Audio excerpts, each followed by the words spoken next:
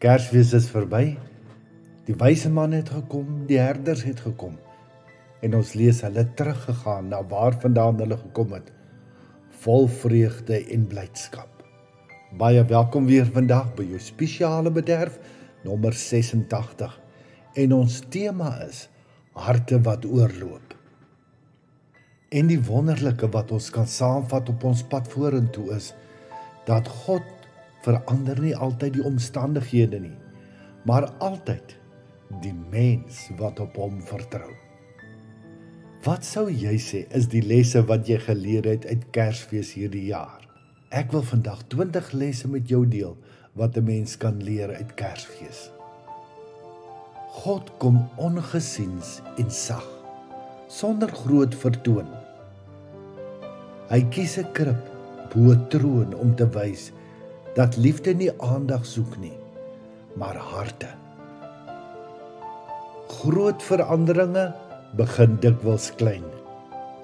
Wat soos 'n weerlose baba lyk, dra alreeds die krag om die wêreld te herskep. God is gemaklik in gewone mense se wêreld. Hy stap sonder skroom in stofpaaie, kombuise en moe lewens in. Hoop word gebore wanneer ons dit die minste verwag. Net toe alles stil en donker voel, begin God iets nuuts. God jaag en dwing ons nie, hy nooi ons. Soos die ster lei hy sagkens, sonder dwang of druk. Hy nooi ons om hom te volg. Ware krag het niks met beheer te doen nie, maar met oorgawe. Die Almagtige word afhanklik mens, om te wys hoe magtig liefde is. Lig is die sterkste, waar dit die donkerste is. Die geboorte van Jesus gebeur juis in 'n wêreld wat na hoop gesmag het.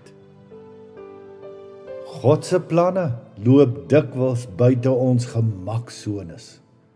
Maria en Josef se storie wys dat gehoorsaamheid soms onseker voel en 'n mens bang maak. Vreugde kom nie uit besit nie, maar uit teenwoordigheid. Die grootste blydskap lê nie in geskenke nie, maar in God met ons.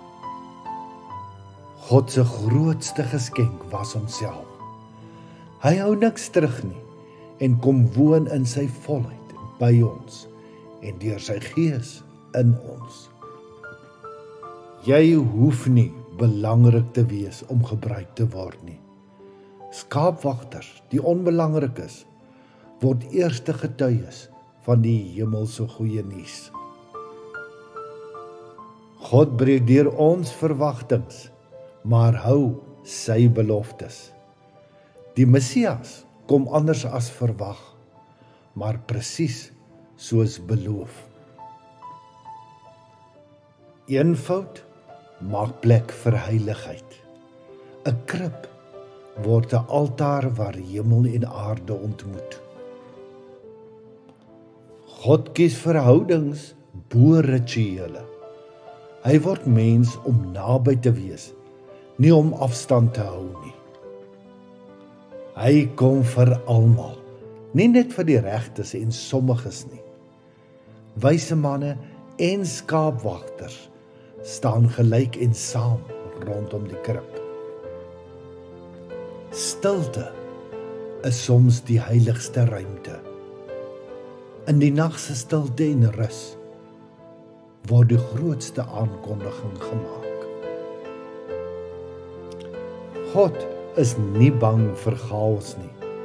Hy word gebore midde in onstabiliteit, onsekerheid en geraas. Kersfees leer ons om te ontvang, nie net te doen nie.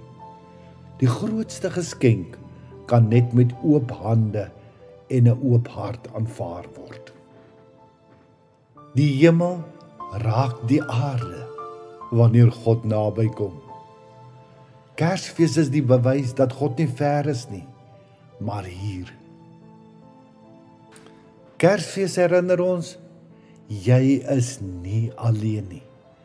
Immanuel beteken vandag nog wat dit toe beteken het. God met ons. En juis daarom kan ons daaraan vashou, dat God se teenwoordigheid maak selfs ons seerste seerplekke heilig. Mag jy en jou geliefdes ook Jesus se oorborrel liefde ervaar, met harte wat oorloop van dankbaarheid.